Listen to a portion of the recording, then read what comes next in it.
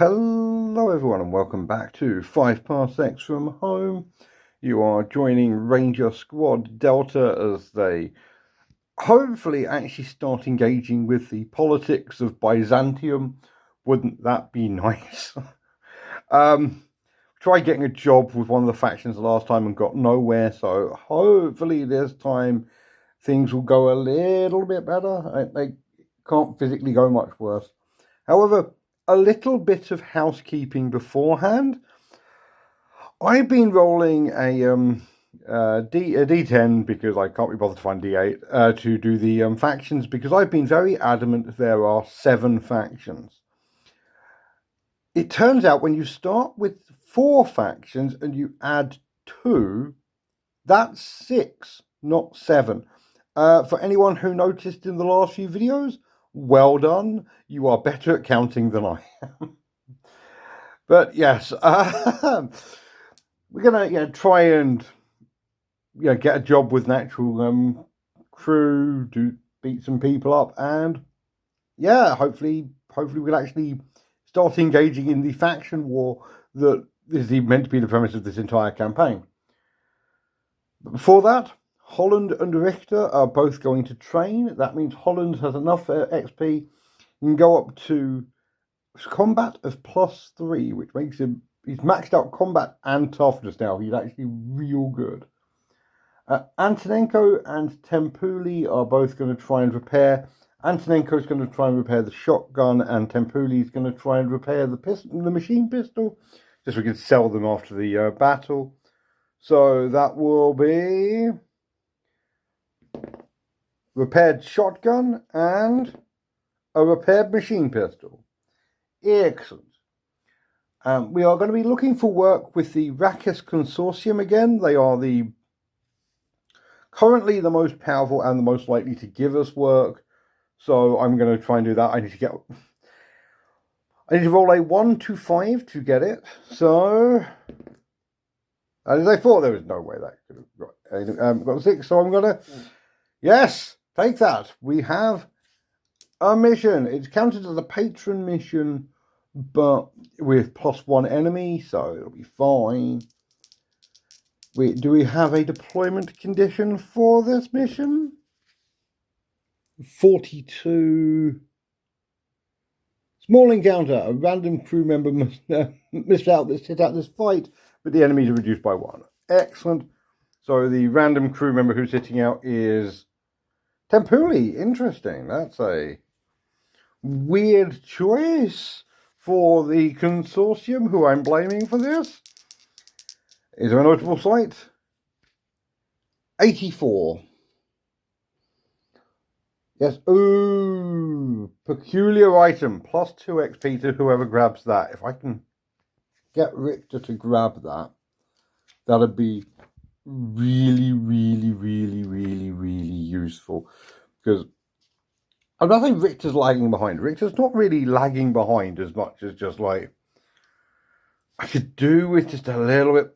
He needs a little bit more. Basically, I want to get him to combat +3, and I want to get him lock 1, because he seems to be the guy who is currently getting hit a lot. So, who are we fighting? We're fighting 63 interested parties. Oh, interested parties want to stop us doing our mission. Our mission of... Oh, sorry, our mission... That... 15... I think... Abandoned. I thought that said abductors. Abandoned are... Ooh, occasionally a sort of sickness strikes cruising deep space. Oh, they're... Reavers from Firefly. It'll be fine. So yes, they are rubbish. Actually, this is going to be really easy. They are there's going to be 4 of them. They are aggressive. Their gear is 1A. Their panic is 1 to 3. Their move is 4, and their toughness 3 with no combat. Excellent. Let's see, what's their gear? It's 1A, so that is 1 and 3. They have scrap pistols and auto. The specialist has an auto rifle. Do they have a unique individual at least? Yes, they do. We have the improved leadership now. So that is 90. Who the hell is 92? A Sandrunner, a single. So we're fighting 4 impoverished, insane ex-crew members and their pet. Excellent. I feel quite bad. What's our actual mission? 81. 2 objectives. We have to do both of them. First objective is 92. Sneak. I guess we've got to get in the middle of the board without anyone seeing us. And 33. Eliminate. I believe eliminate is kill a specific enemy model. The time limits are 26. Sneak has 6 rounds and eliminate has no time limit. Okay, cool. So basically, we're going to get into sneak into the middle, then kill a random enemy model. Cool. Okay, that is weird but doable. Let's get stuff set up. And here we have some abandoned. I haven't used these cultist dudes for a while, so I thought I may as well. The 2 at the back are the regular dudes. Guy in the diver's helmet is the lieutenant. Dude with the flamethrower is doubling up as an assault rifle. And this little squig dude is our Sandrunner. So first up, one of these is the elimination target. So let's go 1 to 5, rerolling 6s. 4. Okay, so 1, 2, 3, 4. It's going to be the assault rifle guy. Also on a 4+, one of them is psychic. No. Okay, so yes, we have to kill him.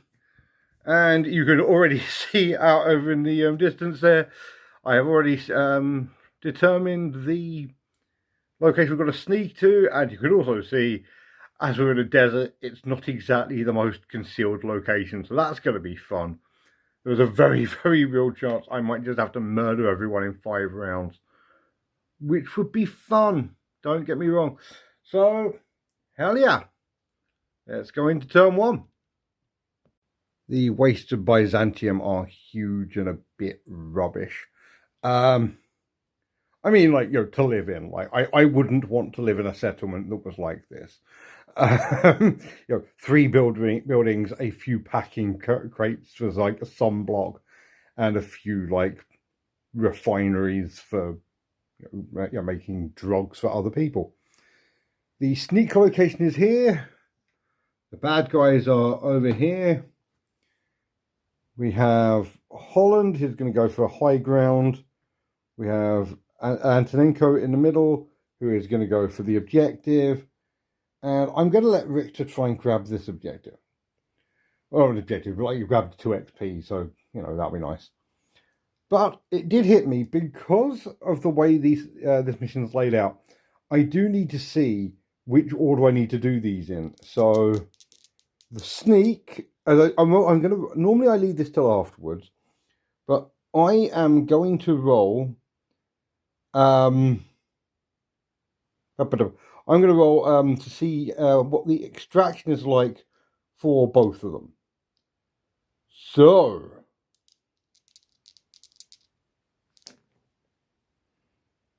that 60. So for sneak, it's exit the battlefield by any table edge, and for elimination, 42. Okay, so I must exit from any battlefield edge. So okay, so the main reason that's important is if either of them got immediately ends, I would have had to have done that 1 second. So cool, we have learned. And then, can we grab the initiative? We need to get 7 or more, and 9, 8, yeah, 7 or more. That's 6, 3, cool. We can grab the initiative, we can run up and start blasting. And here we are. That's not Holland, that's Richter. Richter has moved up here. Also, I don't know whether I remember to show you this in the thing. Focus, come on. He now has a tiny little Death from Above tattoo. I copied it from Starship Troopers. That's his makeover, by the way. He's given himself a tattoo because he's hard. Over on the other side of the board, we have Holland, who is about to get a sniper position, and Antonenko, who is not. So, initiatives. Okay, the bad guys are going first, which is fine for me because they cannot get visibility. They're actually really crap, which makes them very, very funny. So yeah, let's kill a bunch of them. So 2 have moved forward. They're going to sort of vaguely keep cover when they can. The assault rifle flamethrower dude is coming over here and is going to fire at Holland because he's got line of sight. Needs 6s to hit.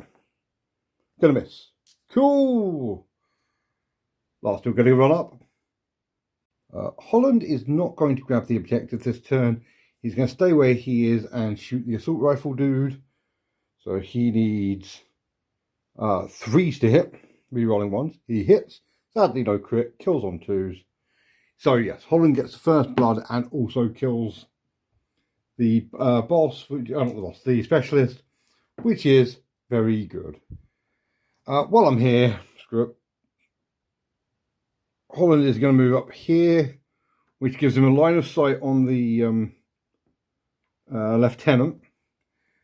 The lieutenant, the Holland now has combat +3. Lieutenant's in the open, so that's 2s to hit normally, -1 because I moved with a heavy weapon. That's 3s to hit. He hits. Damage 1, so kills on 2s. Yes, okay, the lieutenant is also dead. And I'm going to say the Sandrunner reverts to just aggressive now. So she's going to start sprinting out and trying to murder people. Ain't that fun, kids? Antonenko has run there, and she is going to take a shot at the Sandrunner. She needs 6, 5, 4s to hit because she's not as good as anyone else. She's going to hit. She needs 3s to kill.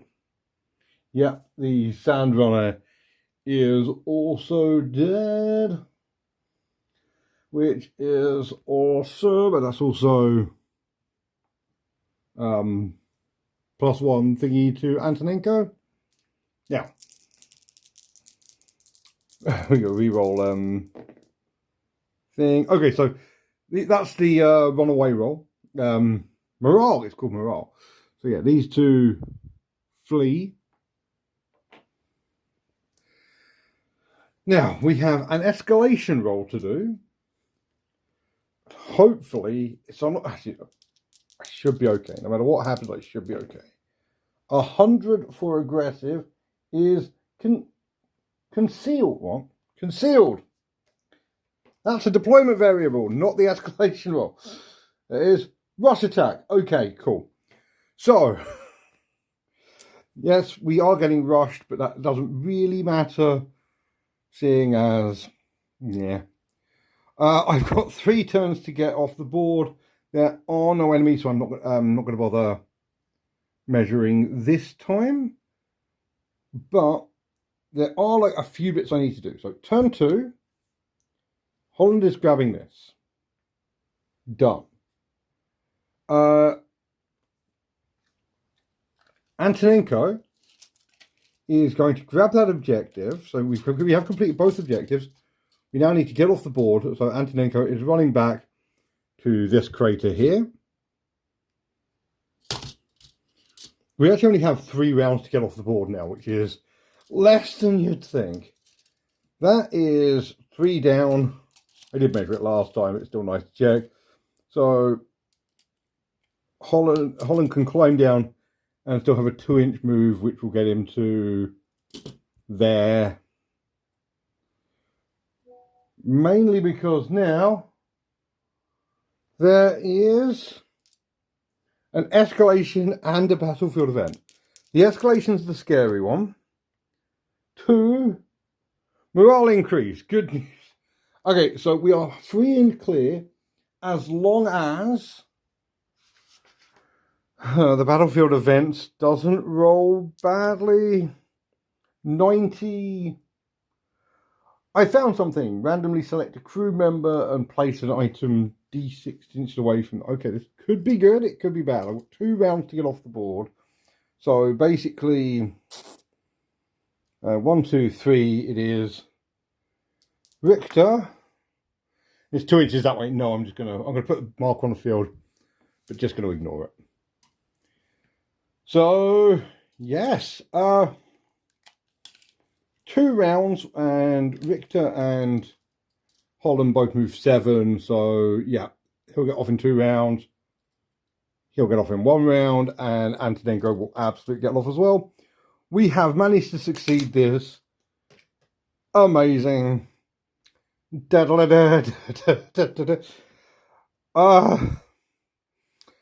very good missions in a row. I am happy. We could talk about that in the post game. Woof, that was very, very good. I like occasionally having some easy fights. It reminds me this game is doable.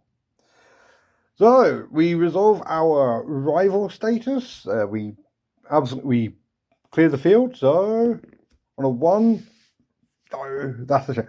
Honestly, having abandoned just follow us around would have been quite cool. Isn't that kind of like, they're like part of this, Byzantium, but we didn't. Resolve patron status. Immediate +1 loyalty with the Arrakis Consortium. That's fine. Determine quest progress. No. Determine we get paid. 1, which has a minimum of 3 credits, so we get 3 credits. We held the field, so that is a battlefield find of 39. 39 is, starship parts. 2 credits when buying starship components. That's pretty cool.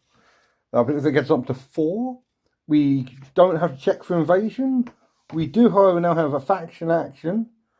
Firstly, the Arrakis Consortium will immediately fight another thing in a team in a faction struggle, and that other team will be 1, 2, 3, 1, 2. The Phantoms. This is going to be an interesting one. So, Arrakis Consortium had a power of 3 +1 because we won, so that is 4 +6. That gets them to 10. The Phantoms have a power of 5 with no modifiers. For 2, okay. So the Arrakis Consortium have managed to take down the Phantoms. They get -1 to the highest of power or influence. That's actually going to take them down to power 4, which is actually really, really good for the Arrakis Consortium, especially if we keep working for them. Secondly, we have another just random faction action. I love saying faction action. Is for the Ashlanders, and the Ashlanders are going to do 62. They too are going to have a faction struggle, and they are going to have a faction struggle with the Arrakis Consortium.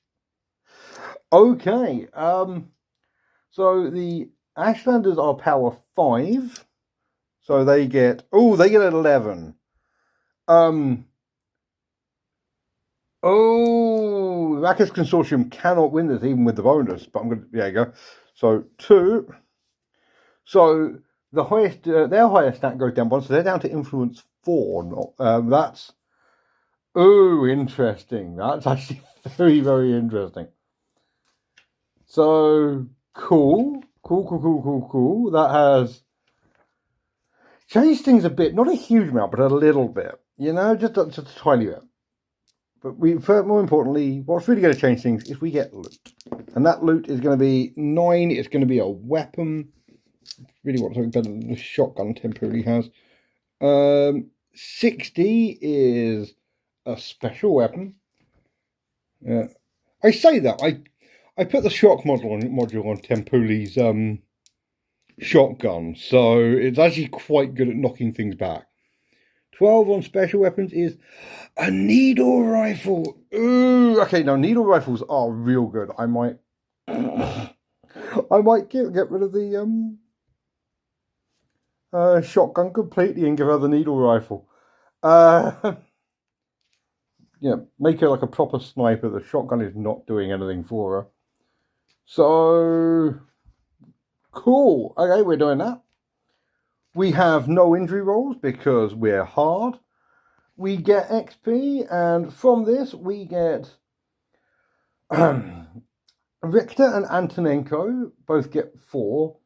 Holland gets 3, and Tempuli, who is wandering back in, gets nothing because she didn't fight in this thing. Richter, I'm going to spend 8 XP to give him his last point of combat. He's now combat +3. I'm also going to spend 3 credits to try and roll to get some advanced training. Specifically what I'm doing is I'm going to trade the dueling pistol, the shotgun, and the machine pistol in. So I just sell them for a chance of training.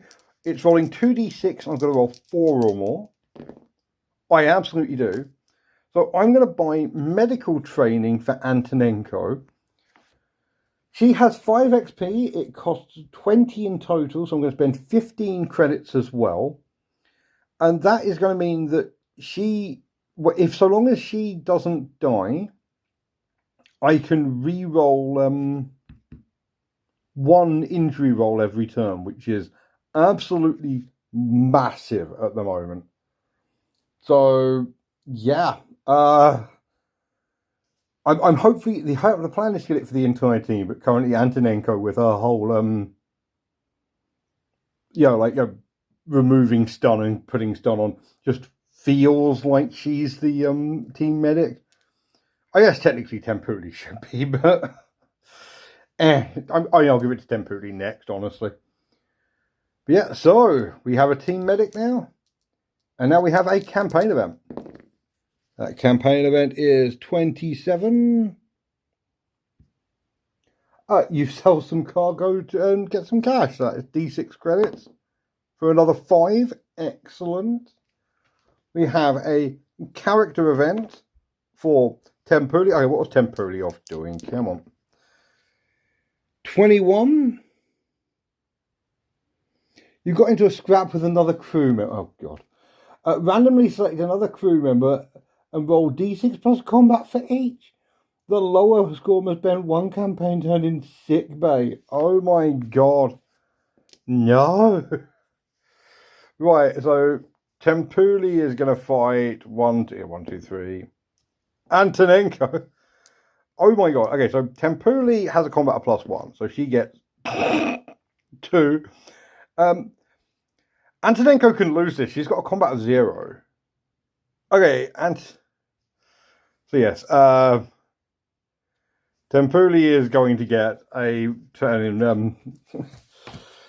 I think I'm going to do it that Tempuli injured herself at some point, and Antonenko tried practicing first aid on her, and that just made it worse. Is how I'm going to flavour this. The other one is, where the hell were you? Bang, bang, bang. Now I just prefer that, yes. Okay, so yeah, Antonenko is just going to punch Tempuli for for not showing up to the fight. And now we have a faction event of 18. 18 is tensions rising. Faction jobs next turn. Increase danger pay by 1 credit. Ooh, if I can get another job with the Rakkus Consortium, that could be quite fun. Still, with all of that, we are ranking up to, I don't know, something. The thing with mercenaries is there's not really an internal plot. I'm gonna say we're going to do this. It's we're going to fight people and get paid for it. Almost certainly with the Rakkus Consortium, because that's who we've thrown our weight behind, just as they started getting hammered by the Ashlanders. So I guess we'll all find out together. And if you want to find out with me, remember to subscribe. Let me know down below, who's your favourite faction that you've ever done combat jobs for? And as always, thank you so much for watching and have a great night. Bye.